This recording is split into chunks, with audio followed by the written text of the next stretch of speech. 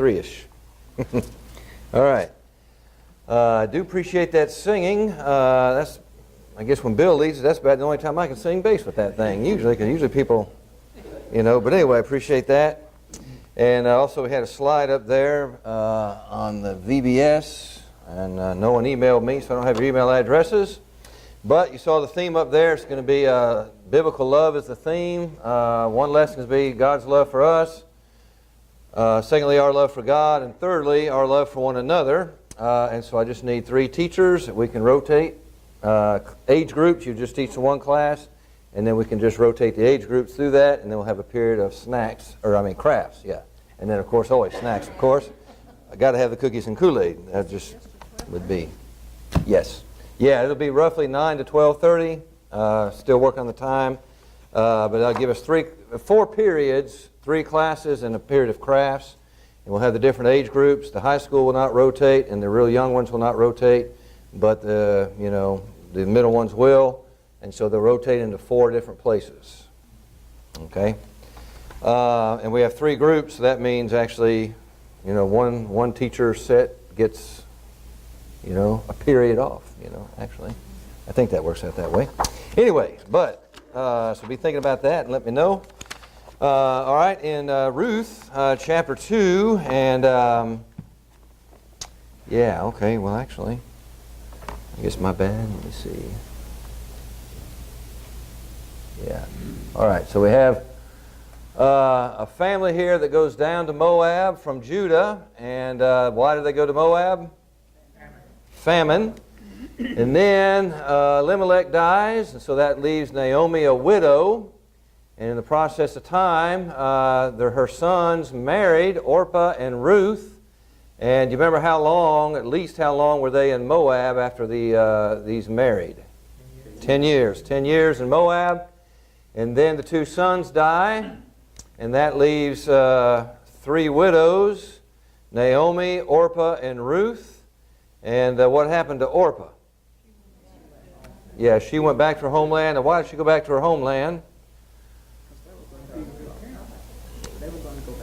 Yeah, what'd you say? Naomi?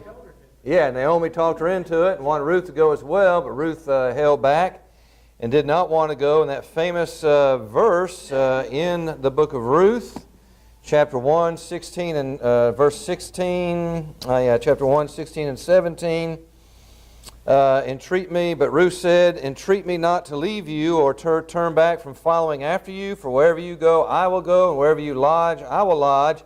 Your people shall be my people, and your God my God.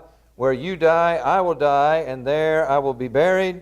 The Lord do so to me, and more also, if anything but death parts you and me. And so she stuck with Ruth, and then they traveled back to Judah after at least 10 years, after 10 years they traveled back to Judah. Now how long before the 10 years, we don't know for sure. And in chapter 2, we kind of went through this last week, but there is a point here in chapter 2. We actually read through the chapter, but if you go back up to verse 20, then Naomi said, chapter 2, verse 20, then Naomi said to her daughter-in-law, blessed be he of the Lord, who has not forsaken his kindness to the living and the dead. And Naomi said to her, this man is a relation of ours, one of our close relatives. And I'm reading here from the New King James translation, and other translations ESV has our redeemers, one of our redeemers. The Old King James has our next kinsman, and the ASV has a near kinsman. And that word is very prominent in the book of Ruth, or forms of that word, I should say.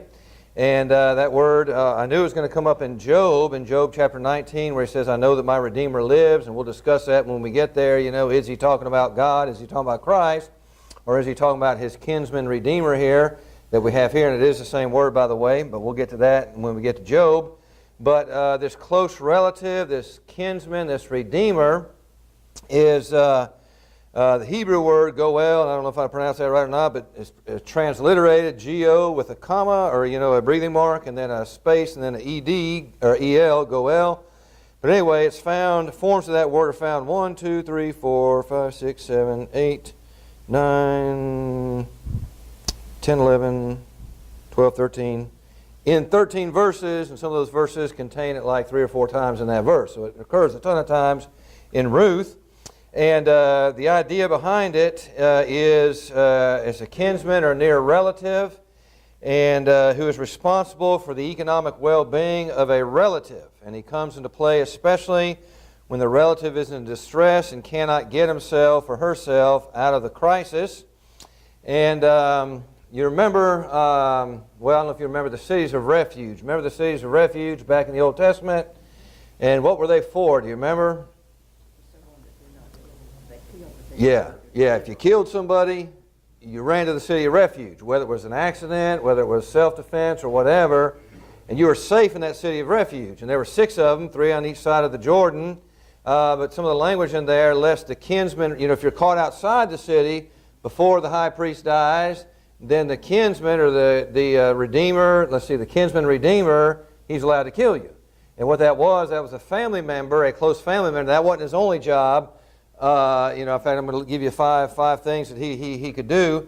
But that's the one that gets the most notoriety because, I don't know, maybe it's just our culture is kind of twisted. We like to think, oh, a guy can legally go kill somebody. Oh, yeah, okay. No, but anyway, he could do that with those cities of refuge. And of course, the cities of refuge, if he is found not guilty of murder, lying in wait or whatever, he could stay to the city of refuge, be fine, and then when the high priest died, he could leave. But if he was found guilty of murder, of course, he'd be put to death. He couldn't just hide out there, but it was kind of a safe haven till the court, so to speak, could work itself out there. All right, but the Scriptures note 5 aspects of this redemptive role. And I actually have a note here somewhere. I don't know where I wrote it. Got stuff all over the place. But anyway, it'll come up here because this is what Boaz is. Boaz comes on the scene, and he is a near kinsman, and it'll come into play in chapter 3 as well as in chapter 4. But anyway, five roles. Number 1, to ensure that the hereditary property of the family never passes out of the clan. It actually uses the word clan here. And Leviticus 25 through 30 talks about that. And he is to make sure, in fact, let's go ahead and read that. Leviticus 25, well, yeah, I guess we'll go ahead and read that. Leviticus 25, and land actually has something to do in here in Ruth in the later chapters. But Leviticus 25 through 30, here the Bible reads, let's get over here. But if one of your brethren become poor and has sold some of his possessions, and if his redeeming relative, and this is the New King James I'm reading, if his redeeming relative comes to redeem it, then he may redeem what his brother sold. Or if a man has no one to redeem it, but he himself becomes able to redeem it, then let him count the year since its sale and restore the remainder to the man to whom he sold it, that he may return to his possession. And if he is not able to have all restored to him, then what was sold shall remain in the hand of him who bought it until the year of Jubilee, and in the Jubilee it shall be released, and he shall return to his possession. If a man sells his house in a walled city, then he may redeem it within a whole year after it is sold. Within a full year he may redeem it. But it is not redeemed within the space of a full year, then the house in the walled city shall belong permanently to him who bought it throughout his generations. It shall not be released in the Jubilee. But there's, again, if you go back to verse 25, the New King James has, and if his redeeming relative. What does the other translations have there? If one of your brethren becomes poor and sold some of his possessions, and if his redeeming relative. What do y'all have in the other translations? His kin, okay, his kin. Yes. Thy brother, okay. Relative, kin, it's a near kinsman, it's like that.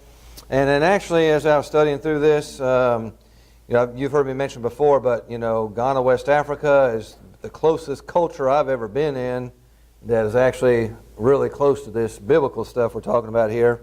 And there's always, like a woman, for example, out in the villages. Now again, in the big cities, the West has influence and all that, but out in the bush, a woman, it don't matter if she's 40, 50 years old, and unless she's married, if there's an old maid 40, 50 years old, she still has to have permission, if her dad's still alive, from him, if not an uncle, if not a brother, to get married or to do anything, and it's really, really like that.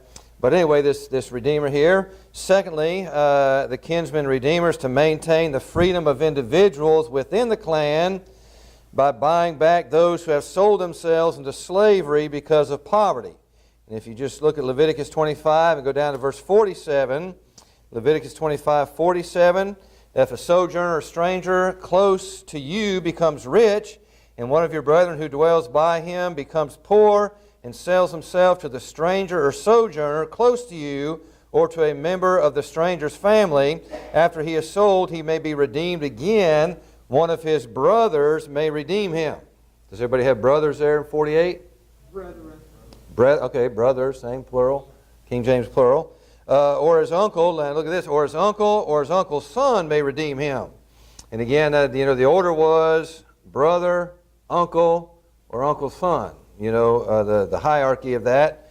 I guess the dad's not part of that in this particular case, because I guess they would presume he's gone, But if his dad had a brother, and this is actually the passage that reminded me of West Africa, because some of the women, and sometimes they have to get permission to be baptized, or whatever. And then, of course, you have to obey God rather than man, or whatever. But anyway, but a couple of them, if they're, and also the marital, the dowry and all that stuff, the groom's family, which includes his uncle and his dad, if his dad is living, and his uncle and his uncle's children, they have to set the price for the dowry and all that stuff. And it's really outrageously ridiculous. But anyway, that's another story. But a lot of times, if they'd have to go talk to the uncle. The uncle, and of course they call everybody their brother and so forth over there. I remember the first time I was walking down a path, and we crossed by. I said, "Hey, how you doing?" And he introduced you. "This is my junior wife." And he walks on. I'm like, "Whoa, junior wife? What is that?" And that meant his wife's sister, his wife's younger sister.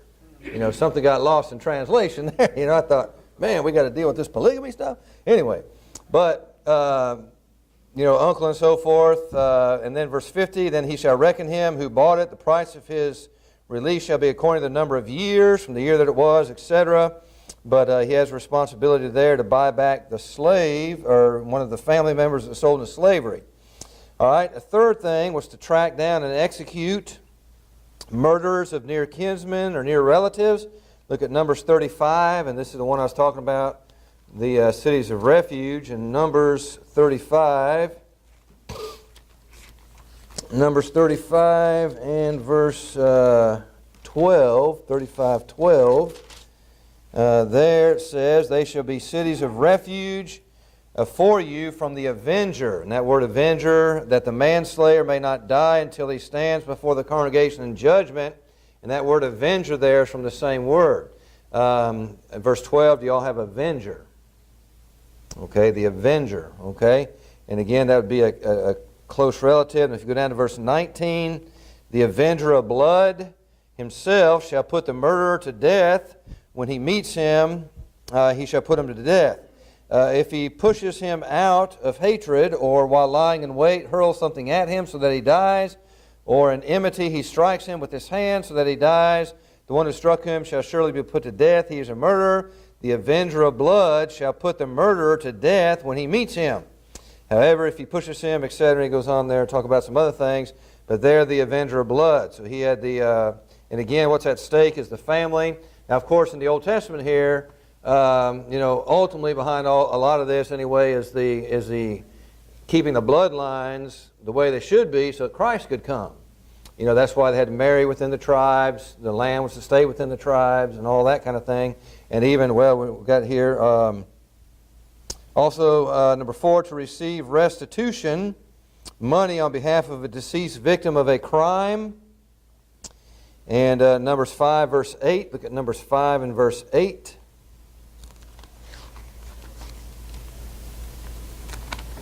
Numbers 5 and verse 8. But if the man has no relative, and relative to whom restitution may be made for the wrong, the restitution for the wrong must go to the Lord, for the priest in addition to the ram of atonement, which the atonement is made for him. But that word relative there is our same word that we're looking at, relative, and then I have a footnote, my Bible says, or redeemer. All right? And then number 5, to ensure that justice is served in a lawsuit involving a relative. And, of course, he has Job, this particular where I got these notes from here, has Job 19:25 for that, involving a lawsuit involving a relative. But also, yeah, if you look at Job 19, we'll just look at that. We'll get to that in more detail when we cover Job. But Job 19, verse number 25. For I know that my Redeemer lives, and he shall stand at the last on the earth. After my skin is destroyed, etc., there's my flesh, I shall see God, etc. All right, but that's that same word that we're looking at here, Redeemer. And then also in Psalm 119, 154, Psalm 119, 154, Psalm 119, 154. Plead my cause and redeem me, revive me according to your word. And then notice the verse before that, consider my affliction and deliver me. And in other words, this is what the near kinsman or the kinsman would do. And also Jeremiah 50:34. Jeremiah 50:34. Jeremiah 50:34. If somebody gets there before me, you can read, but since I'm here, I'll go ahead and get that. All right, 50:34. It says there, the Redeemer is strong, the Lord of hosts is his name. He will thoroughly plead their case. Yeah, and here he's showing that the Lord as the Redeemer, he will thoroughly plead their case, and he may give rest to the land and disquiet the inhabitants of Babylon. And so there, and that's pretty comforting there, if the Lord is your kinsman Redeemer, then you got it made. All right, and have elsewhere too that, remember, if a brother dies, if a man dies and doesn't have any seed after his name, who is supposed to raise seed after his name? His brother. Or the kinsman, near kinsman, and of course if the brother's not available, then another brother or uncle, whatever. And we'll see that in the book of Ruth as well. All right, so that Redeemer, near kinsman, as translated here, is a very important concept, especially here in the book of Ruth. All right, any questions or comments about that? All right, and so let's just, in chapter 2, let's read verse 17 through 23, and then we'll go right into chapter 3. All right, just to refresh our memory, so in verse 17, so she gleaned in the field. Yeah, when they came back to Judah, people didn't recognize Naomi at first. Is this Naomi? And then as they get settled in, there are two widows back in this land. And we noticed this last week that Ruth is very interested. She has a very good work ethic, and so she wants to go and glean from the field to provide some kind of food for them to eat, some kind of sustenance. And so she happens upon the field of Boaz, and Boaz notices her and takes special note of her, and then allows her to glean. And not only that, but just asks her to hang around his workers or his gleaners and so forth. And so in verse 17, so she gleaned in the field until evening and beat out what she had gleaned, and it was about an ephah of barley. Then she took it up and went into the city, and her mother-in-law saw what she had gleaned. So she brought out and gave to her what she had kept back after she had been satisfied. And her mother-in-law said to her, "Where have you gleaned today, and where did you work? Blessed be the one who took notice of you." So she told her mother-in-law with whom she had worked, and said, "This man's name with whom I work today is Boaz." Then Naomi said to her daughter-in-law, "Blessed he be of the Lord, who has not forsaken his kindness to the living and dead." And Naomi said to her, "This man is a relation of ours, one of our close relatives." And again, this is Naomi's family she goes back to. And back in that day, everything was kind of clan-oriented, villages and so forth. And so Ruth the Moabitess said, "He also said to me, 'You shall stay close by my young men until they have finished all my harvest.' And Naomi said to Ruth, her daughter-in-law, 'It is good, my daughter, that you go out with his young women, and that people do not meet you in any other field.'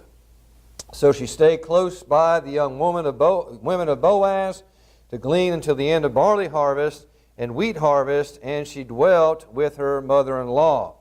All right, and actually we didn't cover the last 21 through 23 here last week. We kind of ran out of time. But anyway, so she is gleaning in the field, and I think we mentioned this last week, but she's actually, at least what she originally went to do, was to actually glean behind the gleaners. And you remember in the Old Testament, they were to leave the corners, and they were not to be real concerned about getting all the crops. They were to leave it for the poor and all that. And we looked at some of those verses, and also even said the widows, for the widows, which Ruth and Naomi were at this point. But now she's kind of, and so she's told to stick by Boaz's gleaners, the ones that he has especially appointed and all that. But at the end of verse 22, that people do not meet you in any other field, because that would look like disloyalty. Boaz has really showed her all kinds of favor and grace and so forth. And for her to be caught in somebody else's field after Boaz went through all that, it would look like she was like two-timing or something. That she wasn't appreciative for what she had. All right? Mm-hmm. An ephod, yes, a little more than a bushel. I have, it's about, well, actually, half a bushel, yeah. It was about an ephod of barley. A little more than half a bushel. Yeah, I have 40 liters is what I have. The source I have 40 liters, but our metric system guys know what that is. That's like 20 2-liter bottles of Coke. That's all I know. All right. Anyway, I know that's the only liter I know, man. Anyway, but anyway, but anyway, in chapter 3, then Naomi said, then Naomi, her mother-in-law, said to her, chapter 3, verse 1. We'll look at 1 through 5. Said to her, "My daughter, shall I not seek security for you, that it may be well with you? Now Boaz, whose young women you were with, is he not our relative?" And again, this is the near kinsman idea. "In fact, he is winnowing barley tonight at the threshing floor. Therefore wash yourself and anoint yourself, put on your best garment, and go down to the threshing floor, but do not make yourself known to the man until he has finished eating and drinking. Then it shall be, when he lies down, that you shall notice the place where he lies, and you shall go in, uncover his feet, and lie down, and he will tell you what you should do." And she said to her, all that you say to me, I will do." All right, now if you go back up there, verse 1, "My daughter," and of course she asks her, she asked her a rhetorical question at first. Two parts of this question. "Shall I not seek security for you?" Shall I not seek security for you? And that word security, and some of the translations have it different there, but that goes back, rest, did you say? Yeah, rest. If you go back to chapter 1, verse 9, that's the same that's used there. "Lord, grant that you may find rest each in the house of her husband." So she kissed him, and they lifted their voices and wept. In other words, go back and find rest. Naomi said to her daughter-in-law, "Go return to your mother's house. The Lord deal kindly with you as you dealt with the dead with you. The Lord grant you that you may rest each in the house of her husband." In other words, when she was trying to get them to go back, that word rest there, we talked about that, but that word is also used in the sense of a nice, happy home. Go live happily ever after. And so this is what Naomi wants for both of her daughter-in-laws. Oh yeah, both of her daughter-in-laws. What Naomi wants for both of her daughter-in-laws, of course the one is now gone, but she still wants to seek that rest, that security. And so that has to do more with marriage and peacefulness and all that. Then the second part of that it may be well with you. That it may be well with you. And so the first part of that question is she wants her to have a good family. Now the well with you has more to do with maybe we might say economic, have food, have shelter, have a good home and all that. And that's what she wants. And so she asks that rhetorical question. And a rhetorical question is one in which the answer is obvious. Yes. I am seeking your security, your rest. I am seeking you to be well, and so forth. And then she says that Boaz, whose young women you were with, is he not our relative? All right? And in other words, she's implying that he is the guy that's going to help you out right here. In other words, she is implying that he is, the near relative implies that there's some obligations he has because you're a widow and your husband has died without any seed, without any children. All right? And so there's some things about that, is he not a relative? All right? Now, he's winnowing barley tonight at the threshing floor. And we made mention that this would have been like late May, early June, when the barley would be harvested. And of course, the threshing floor, as you know, would have been, usually it was outside the village, outside the city, and where they would have, usually there would be rock, natural rock there, where they would harvest it. They would bring the grain in, and they would either have animals trounce it or rub rocks up around it to separate the chaff from the wheat, and then they would throw it up in the air, and the wind would take out the chaff, and the kernels would fall down, and then they would gather it up. And, I've been told through sources I looked at and so forth that during the day it's really windy. The winds are gusty, and so probably the reason why he was doing it at night was because the winds were more breezy and stable rather than gusty. And we know from Florida how that can be. During the day it can be really terrible, but at night, and for the winnowing, it would be better to be just a nice steady flow. All right? But anyway, so he's planning on doing that at night, and the reason why Naomi would likely know this is because she is from that area. She knows the customs, she knows how it goes, and maybe word of mouth and so forth. But whatever the case, he's going to be there. Okay? And so she tells him, I think I counted 7 things here. Wash yourself. Get cleaned up. Anoint yourself. Now, does anyone have something else for anoint yourself?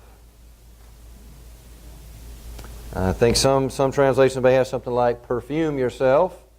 And the anointing would have been oil. Now, fragrance, well, I don't know, but some translations do have that. Put on your best garment. Anybody have something different than best? Raiment upon thee, okay. And this word, the best garment, the word best is probably not accurate to the word. That word translated garment, and best is kind of, they just take those 2 words from the one Hebrew word. But that word garment there usually referred to garments that covered everything, from head to toe. It was the outer garment that would cover everything. It was definitely not a seductive negligee or something, okay? Exodus 22, 25 through 26 tells us that same word garment is used, in the Hebrew word anyway, and that's what the poor people would use for a blanket at night. So it was a huge thing. It wasn't meant to be anything seductive here. And of course, she's going to go out at night to the threshing floor, and so she would need some warmth there anyway. All right, and people use it for a blanket. All right, she's also told to go down to the threshing floor. And actually the first 3 things: wash yourself, anoint yourself, and put on your garment. This may also indicate the end of her widowhood. Widows wore special garments. Widows wore special clothing. We see that in Genesis 38. With Tamar deceiving Judah and so forth. And also, that may have been one reason why Boaz kind of noticed her gleaning more than anybody else, because she was dressed in her widow garments, or widow gear, or garb, whatever you want to say. I don't know if you can get that at Target. Well, maybe not Target, but never mind Target. Yeah,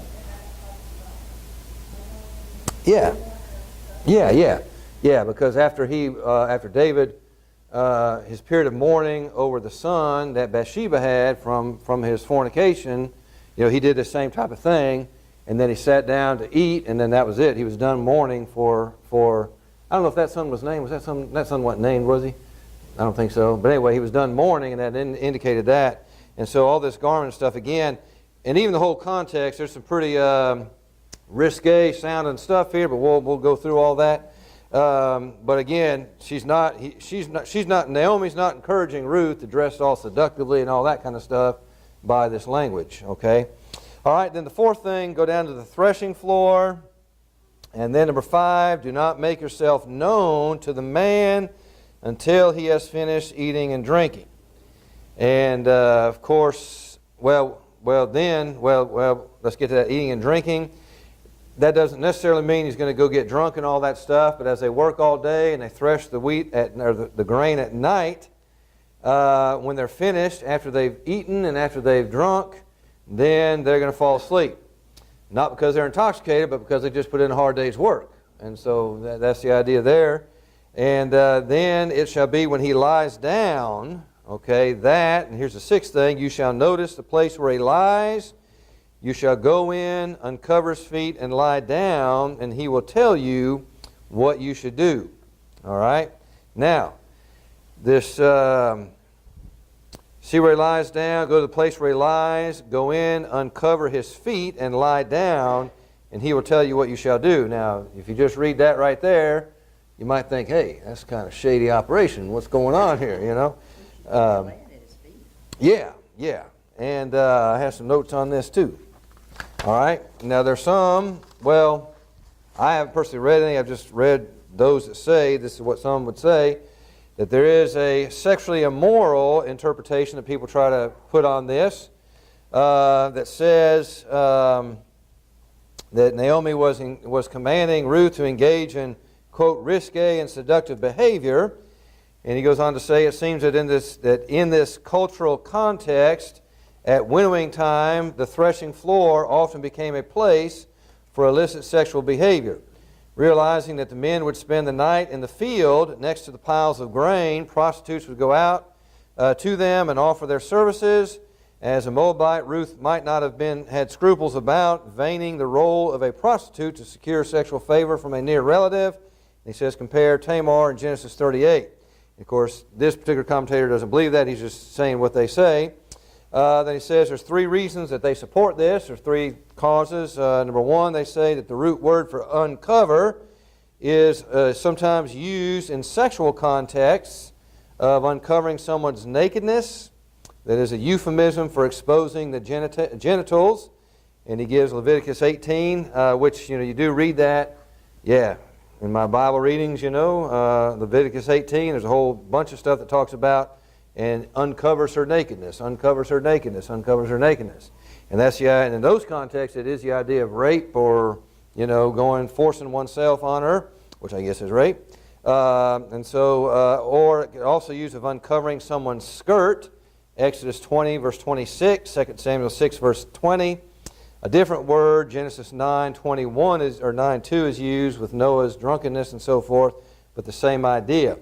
All right, and so in other words, they say, that word uncover means sexual context, which in some cases it does. No doubt about that.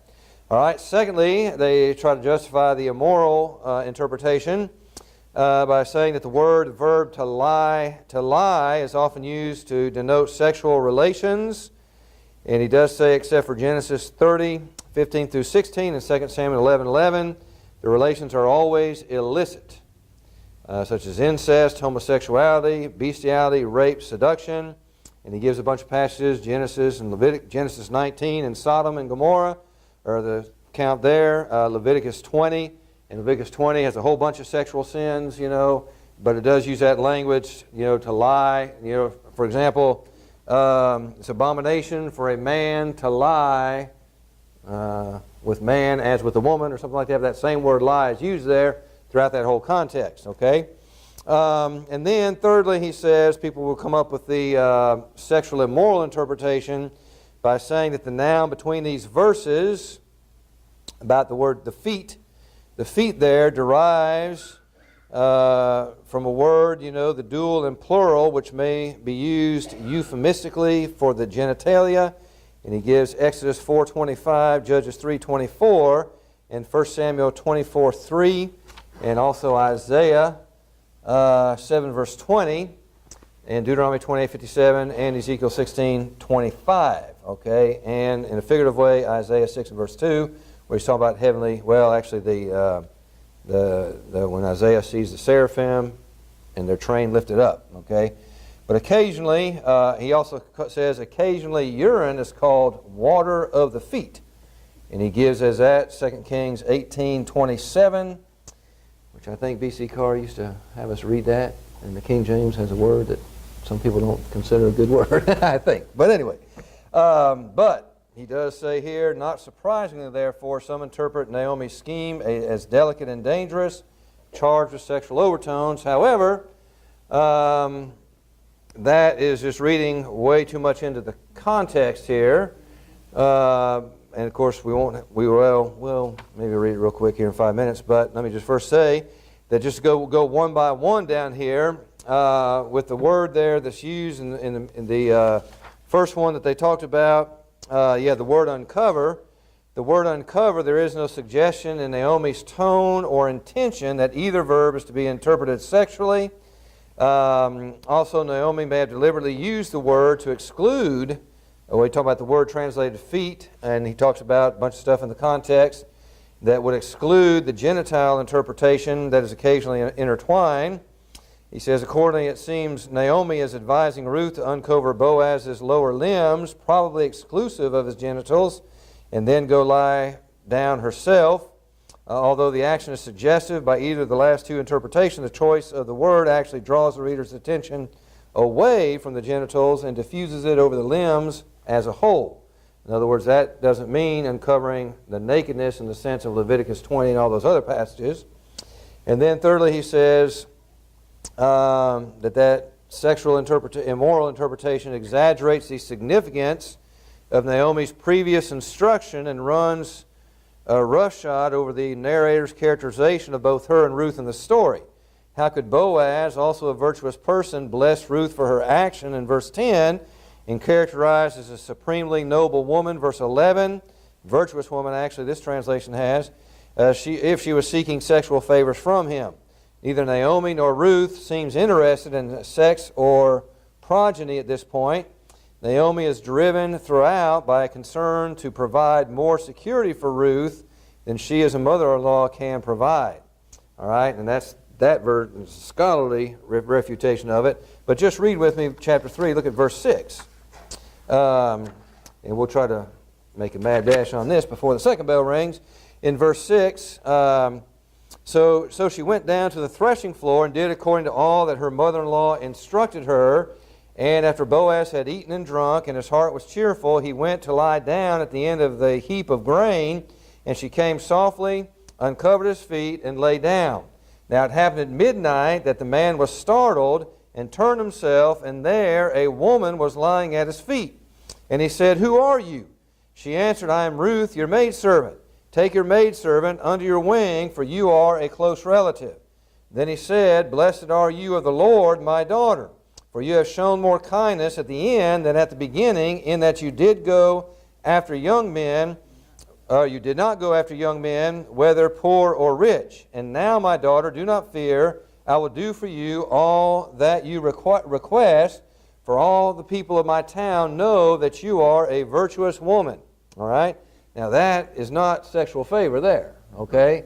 You have to really read the whole, yeah. the whole Yeah, absolutely. Absolutely, to really get the meaning of it. Because even later on, you see how Oh, yeah, man. The traditional way for seeking the elders, and Yeah. I mean, just they follow. Yeah, the absolutely. rules. Yeah, the rules, and we don't know all the details of those rules from our perspective, okay? But you see godliness, you see virtue here. You don't see a bunch of, 21st century club hoppers, hanging out in the field waiting for their chance, okay? Yeah. In other words, if you just take those verses and just take that by itself and read it through 21st century glasses back into it, you might get that. But if you look at it in the context and look at, whatever century BC this was, through those focals out, then you don't get that. Mm-hmm. This is an example where women are reminding men of their responsibility. Those people of that village, their kinsmen, had not exercised what their responsibility was towards Naomi and Ruth. Mm-hmm. It's just part of the custom. Every jock and good men would say, Yeah. you have a responsibility, it's time to fulfill it. Mm-hmm. That's when you do it. Because notice what her request is in verse 9, when he said, take your maidservant under your wing, and we'll get into that next week, for you are a close relative. In other words, he's not asking her to have sex, but take her under your wing. And then he says, blessed are you And now, verse 11, do not fear, I will do all that you request. And so he is going to fulfill that obligation of a near kinsman. Of course, he's going to try to find somebody else there. There's another one closer to him. But anyway, so it's all done perfectly, as Nikki said here, within the custom, within God's law. Now, again, we don't have all the details of that custom. This is the only place we read about that custom, by the way, is in Ruth right here. Verse 12, verse 4 says, the virtuous woman is a crown to her husband. Mm-hmm. Yep. Yep. Amen.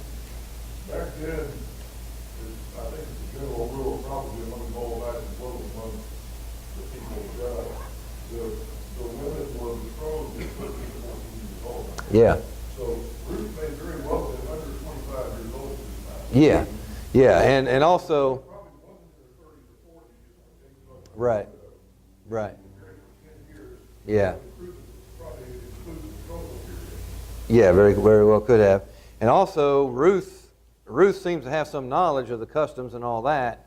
Of course, she's been with Naomi for a while, and so she's but in studying all that stuff about laying at his feet and stuff, one commentator just starts out by saying, "This we have no idea what exactly these customs were. This is the only place it occurs, but they go on look at all the godliness and so forth between the parties." All right. How much conversation was between those two? Right.